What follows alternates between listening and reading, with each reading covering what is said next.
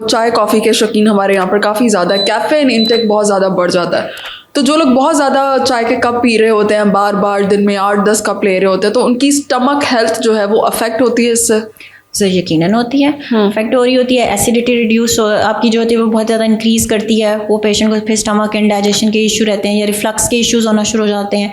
दूसरा ये है कि आपकी मोटिलिटी बहुत इंक्रीज कर रही होती है जो कैफीन होती है, तो उससे पेशेंट को डायरिया भी रह सकता है। सही, ठीक है। उसकी वजह से पेशेंट को ये भी बर्प्स बहुत ज़्यादा आ सकते हैं, तो वो ज़रा अवॉइड करें। ठीक है सर्दी है लेकिन गर्म दूध भी तो है ऑप्शन, ठीक है। गर्म ही रहना ना, तो गर्म दूध भी एक ऑप्शन है। ठीक है, आप चाय ले लें, चले 2 टाइम्स 3 टाइम्स आप ले लें दिन में, ठीक है।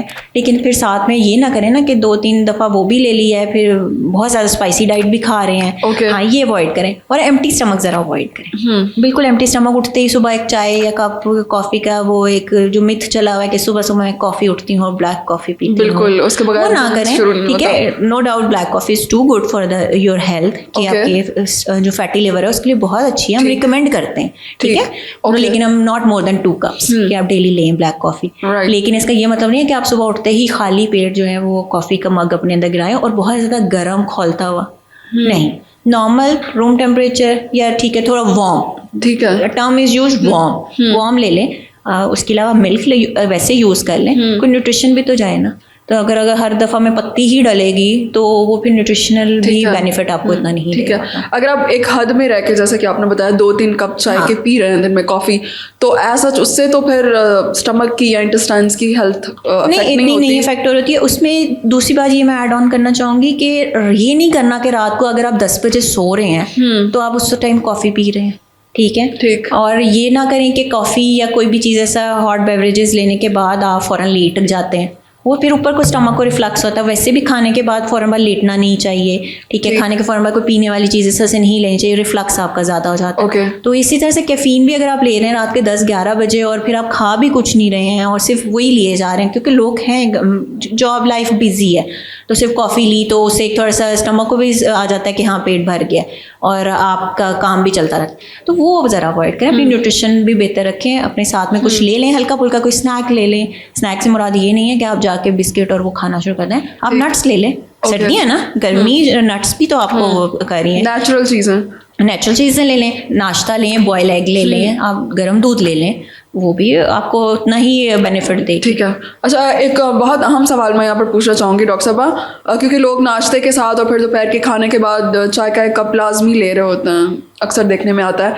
तो नाश्ते के या खाने के कितने टाइम के बाद चाय का कप पीना चाहिए? आप कोशिश करें कि ½ एन आवर का गैप दे दें, ठीक है, किसी भी लिक्विड के लिए, वो वाटर भी है, ठीक है। जो इन लोगों को खासतौर पर रिफ्लक्स का प्रॉब्लम रहता है, जिनका फूड पाइप का थोड़ा एंड जो है वो लूज हो गया हुआ है, रिफ्लक्स होता है, तो उनको चाहिए कि पानी ज़रा आधा घंटा पौना घंटा ठहर के ले लें, ताकि वो जो स्टमक जब आप पानी ले लेते हैं वो आपका सारा एसिड न्यूट्रलाइज हो जाता है, फिर वो दोबारा से स्टमक काम करता है, फिर न्यूट्रलाइज होता है। वो ½ एन आवर से जो आपकी जॉब है स्टमक की, वो 1.5 आवर या 2 आवर्स तक चली जाती है, ठीक है। फिर वो उसके बाद आप 2 घंटे तो खाना खाने के बाद कोई भी नहीं बैठा रह सकता है ना, फिर वो आप लेट जाते हैं, वो रिफ्लक्स होना शुरू हो जाता है, आपको प्रॉब्लम्स रहना शुरू हो जाती है। इसलिए ज़रा अवॉइड करें जिन लोगों को खासतौर पर रिफ्लक्स है। वैसे भी कॉफ़ी, हॉट बेवरेजेस, ये रिस्क फैक्टर्स होते हैं अल्टीमेटली आपके स्टमक इश्यूज़ के लिए, ठीक है। तो अवॉइड करें, हॉट बेवरेजेस बहुत ज़्यादा लेना भी अवॉइड करें और उसके फॉर्म लेटना भी अवॉइड करें, ठीक है। अपनी मतलब एक मेंटेन करें हेल्दी लाइफस्टाइल। ओके।